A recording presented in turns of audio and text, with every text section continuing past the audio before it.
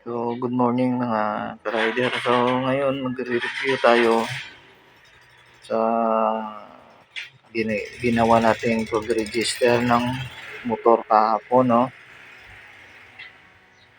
So, nagkaroon tayo ng time at kailangan talaga pag magkaroon tayo ng time and gugulan ng panahon yung register ng ating motor, no? So, yung discussion ngayon, yung actual na kung paano yung mga ginawa natin kahapon. At least meron kayong idea, no?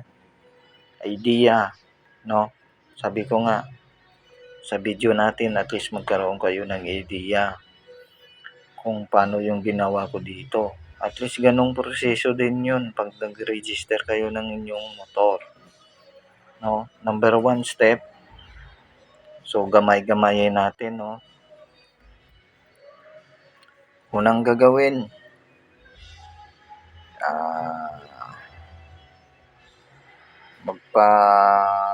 kayo, vehicle check, no? Tapos, ikalawa,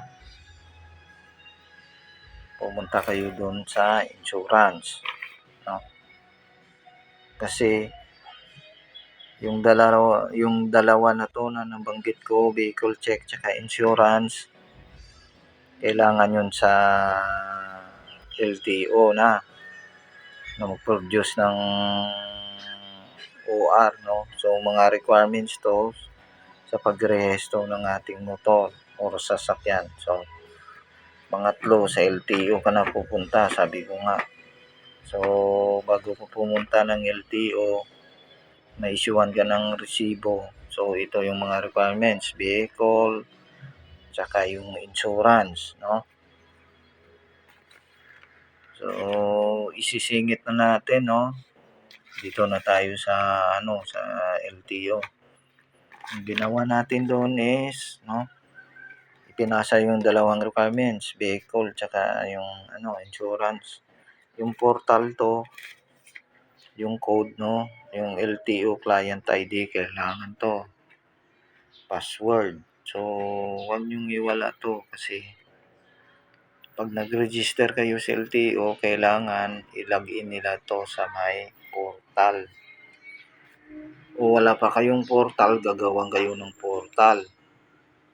So, ito sa akin nung una, meron na akong portal sa website, no?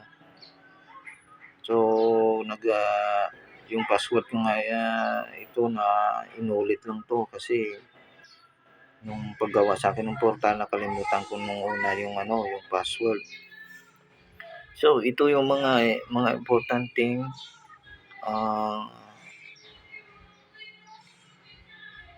hinahanap sa pag nasa LTO ka na. So, yung portal na na client ID mo. So, usually makikita yan dito sa official receipt, no, na ini-issue ng LTO. So, yung password importante din kasi kailangan nila ng password pag na-login to, kailangan ng password. So, pasalamat ako na itago ko to, hindi ko na iwala. So, yun lang. Pag nasa LTO ka na. So, madali lang natin yung video kasi pag medyo matagal yung video, matagal mag-upload, no, sa Facebook tsaka sa YouTube. Yung sa pricing naman, no, bali binayaran natin doon, no, sa inspection, ito, naman, kita natin sa video, no, GBN Motor Vehicle Inspection Service. So, binayaran natin is 600. So, dito naman, palit, naman tayo sa may insurance. Yung sa insurance, yung nabayaran natin dito is 805, no? So, dito, ang bayaran ko dito is pagkatanda ko 339 ata yun o 330 no.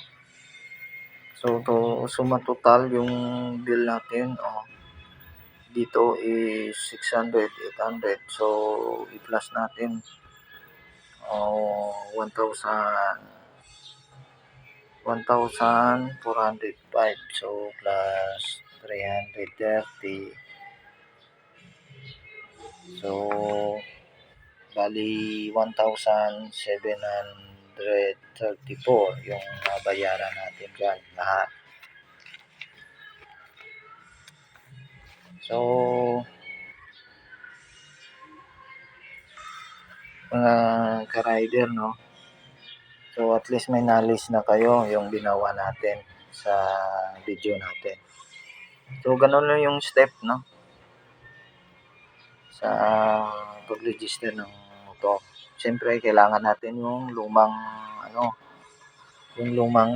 rehistro ng ating motor, no? So, ito yung ibibigay kasi kinukuha din to sa vehicle inspection. So, may guide na kayo o may knowledge na kayo o may idea sa ginawa nating video na to. So, una vehicle, insurance, and then sa LTO na. So, kailangan ng portal ID client. So, huwag nyo ito wala pag meron kayong portal na, no? Kasama na yung password. So, sa pricing naman, na ano na natin sa video, no? So, yung mga resibo lahat yan. So, dito na lang yung video natin and ride safe na ka-rider. And good morning and God bless and thank you.